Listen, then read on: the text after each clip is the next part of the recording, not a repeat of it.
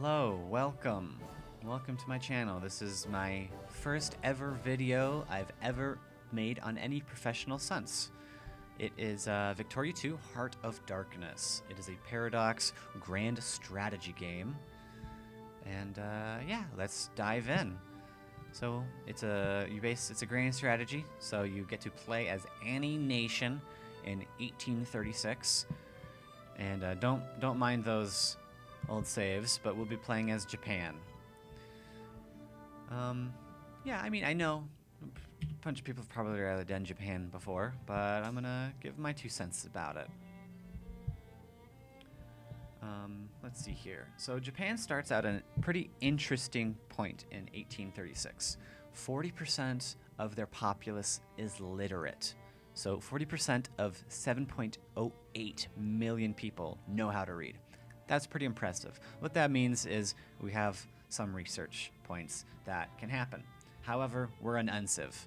So we're an uncivilized nation. Basically what that means is we can't do any traditional research. The research points we do gain go towards military and economic reforms. These basically allow us to westernize. Each one will give us a percentage of civilization progress, and once we fill the bar, we can hit the westernize button and join the big boys at the big table. Okay, well, with that off of that script out of the way, I'm going to settle my army here. I like to put them right next to each other because, I don't know, it's nice. Here's the rally points, and before I even tick the day, we're going to try to build 9 transport ships, because we already have 1 built and we need 10.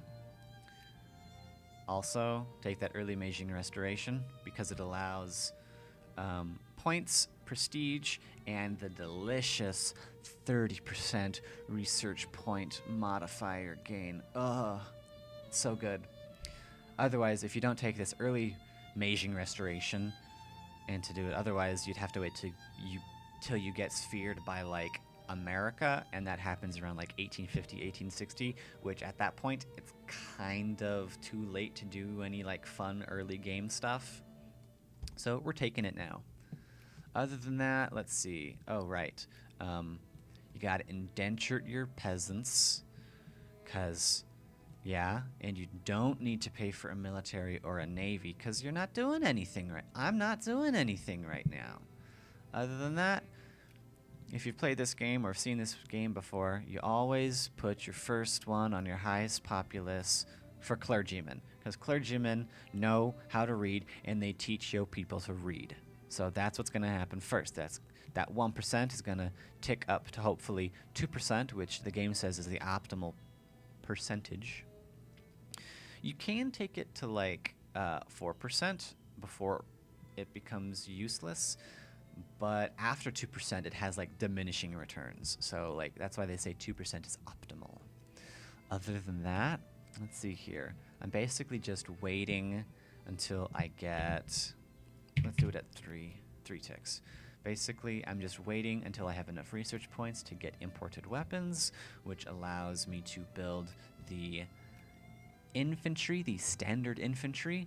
Otherwise, we just have these irregulars, which are just trash. They are garbage fighters. They're basically just farmers with sticks and stones. It is what the uncivs use to fight with. It's what Korea, it's what Chinese Empire, it's what Egypt, Ethiopia, Sokoto, it's what all the Persia, it's what all the unciv nations use to do their war, to fight wars with. It's just garbage. It's too low quality for Japan. But before I digress, I need to save as Super Japan, because that is what we are going for. Basically, my plan is like Hitler, world domination. This is mine. This is all mine. Vietnam is mine.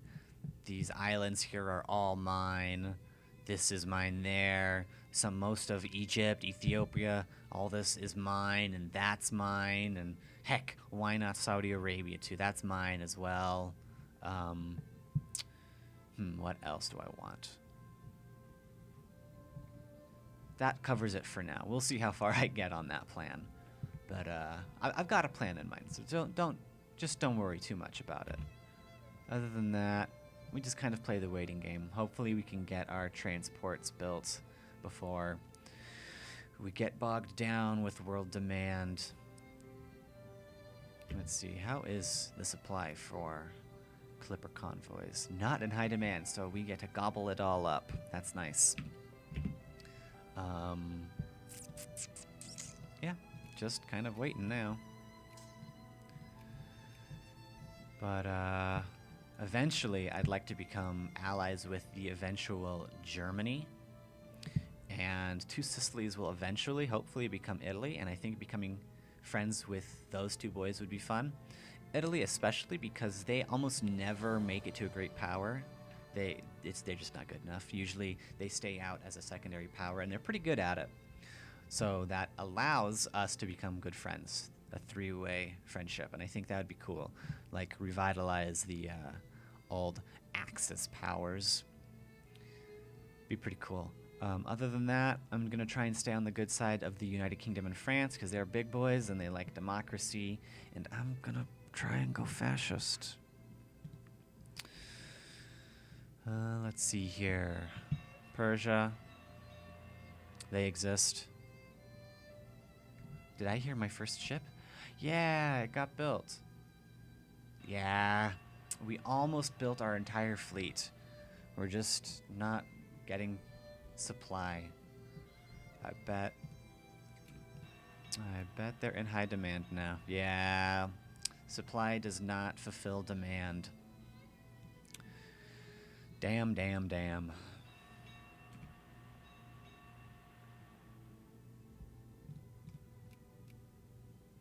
Not in high demand. In high demand. I don't even bother really dealing with the whole trade interface. It's just like garbage, really.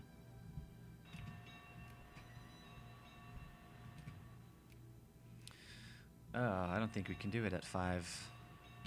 Let's try 4. Yeah, that's better.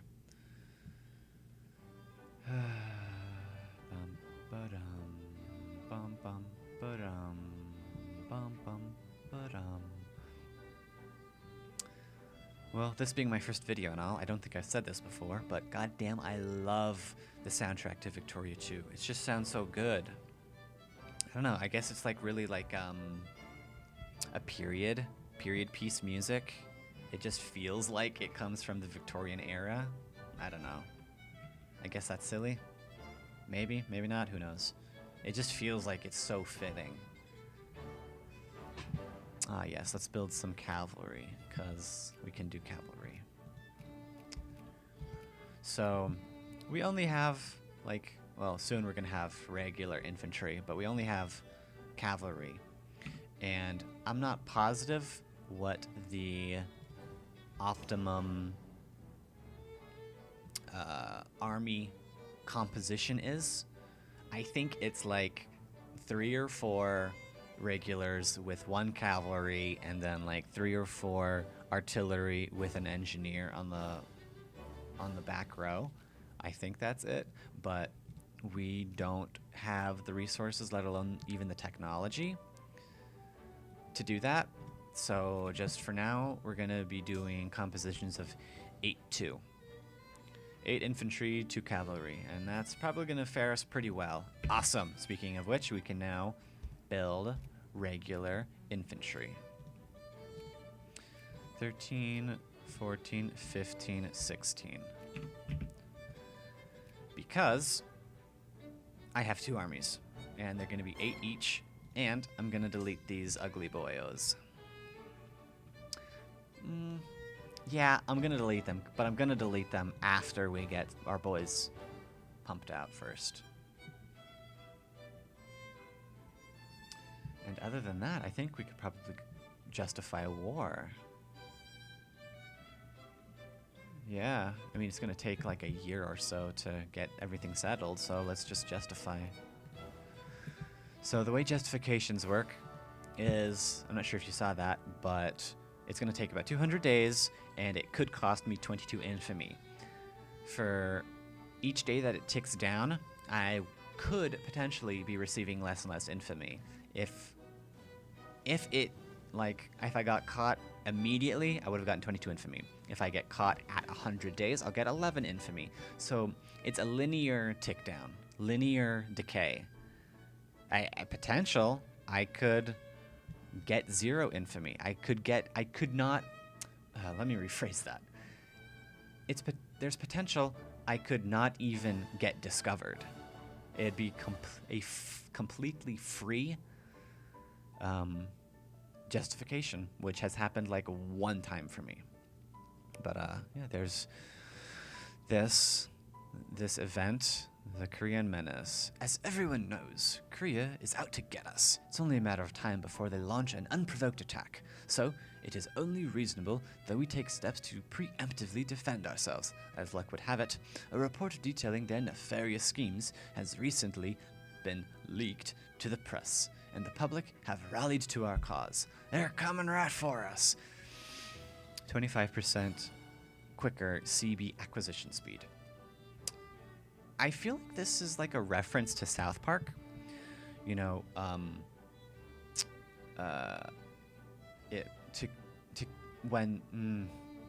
stuttering over my words here.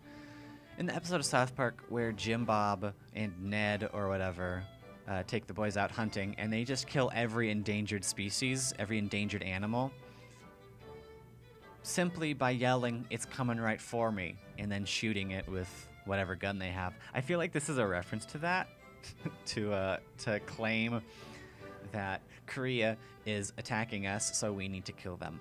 I feel like that's a reference. I don't know. Am I stretching? Maybe. This could just be a generic term for Jangoism. I don't know. I haven't necessarily been in the loop all too long. Okay, well, we're building boys, so I should get rid of these.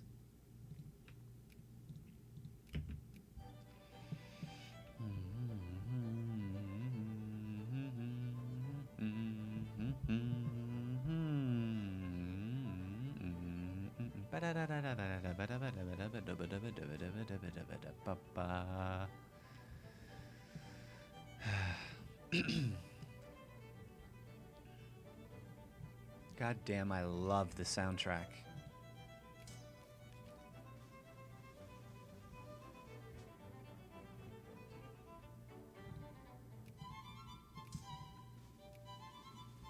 Yeah, we stalled out on... Oh, look at that. Only 4 infamy. That is a sight of beauty. And, because it happened so early, we didn't lose too much infamy decay.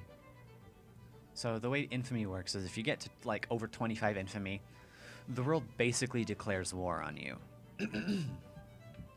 So it's good to stay below 25 infamy. And for all the time you're not at war, infamy will decay at a rate of negative 0.1.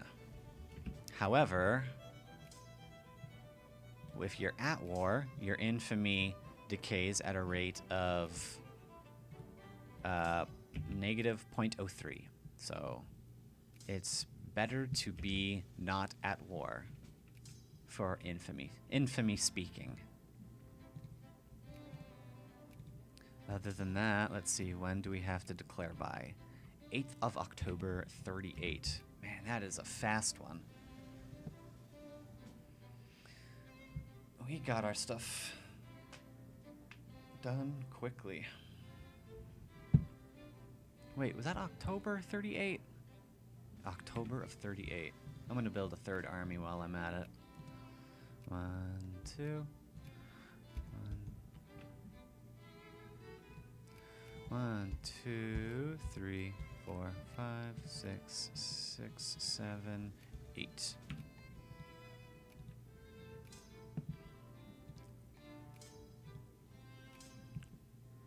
Model colony. Well, this is pretty early to happen, with the competition for colonies constantly increasing as European nations scramble for Africa and the world.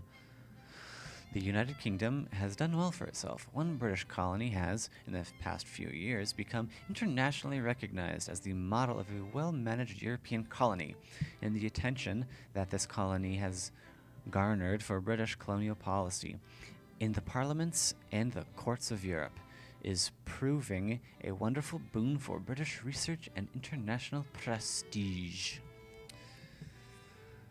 Lucky them.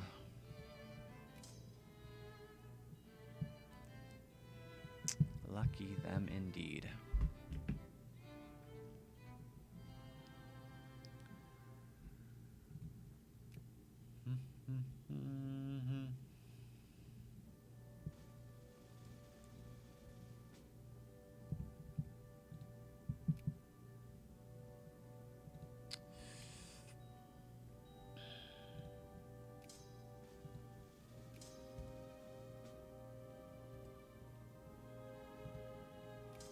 Alright, there is our first complete army.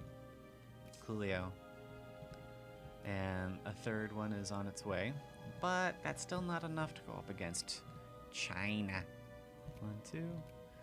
1, 2, 3, 4, 5, 6, 7, 8. Hopefully my counting worked right there.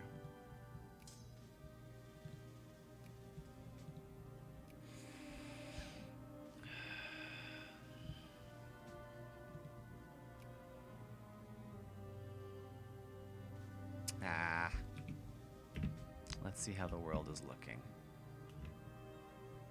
Still not at war. I am so impressed, so surprised.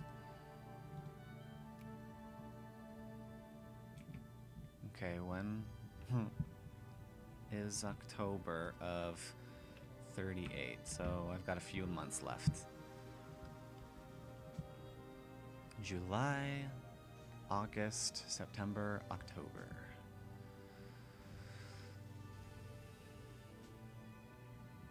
Okay, well I'm gonna bump up and like that.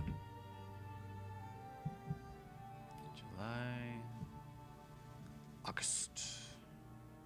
Because I want my boys to be ready to start invading the Koreans. August.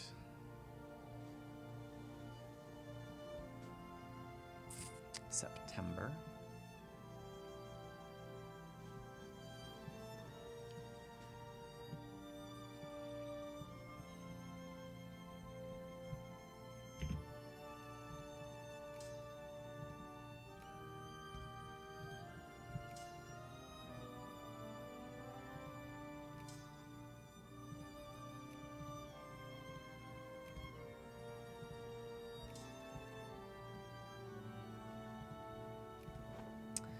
September.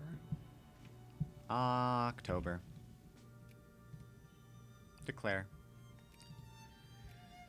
Everybody knows Korea is rightfully Japanese clay. Come on now.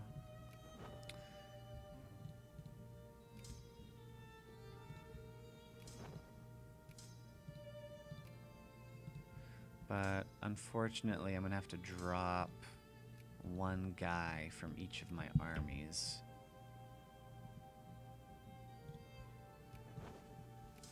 You'll get there on tomorrow. Awesome. So this guy can just walk across.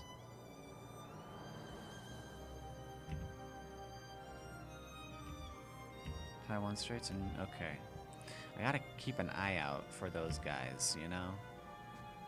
7th of November.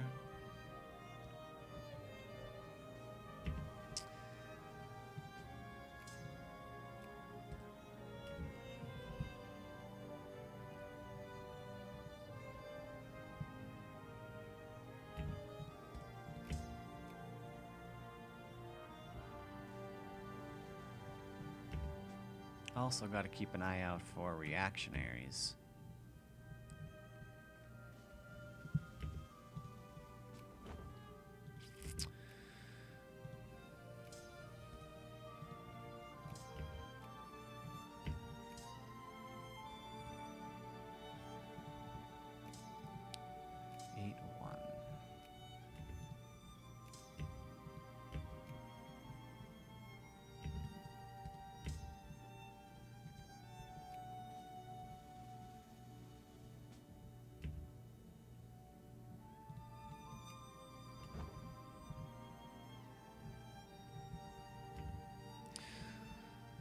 right. So let's see here. 8 and 2.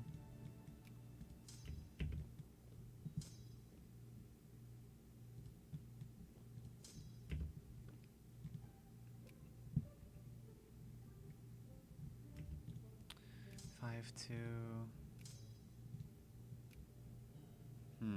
What's going on here? I definitely screwed something up.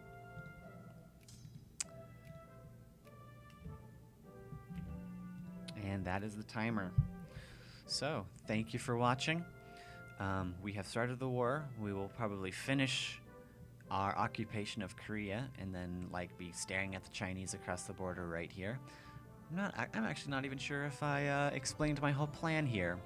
So basically what I'm going to do is carpet siege all of Korea, hold the line right here. Korea will capitulate, but I'm still going to be at war with China because they think they can help for some reason. They're not. Basically, it's going to take 3 years after that point for the timer to tick away, and then my war score will tick up.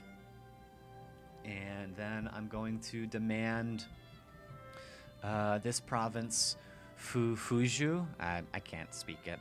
I'm sorry, but it's a pretty big state. You see that? It's big, and it's populous too. 1 million there, 1.4 there, almost a lot there, a lot there. It's a populous state, and rightfully it belongs to Japan. And it's going to be 5 infamy because it's a sub-state region, and for some reason China should care more about his sub-state regions, but he doesn't, so I'm going to take it off his hands. Yeah, that's the short-term goal for now. We'll see how it takes us. All right, thank you for watching. Goodbye.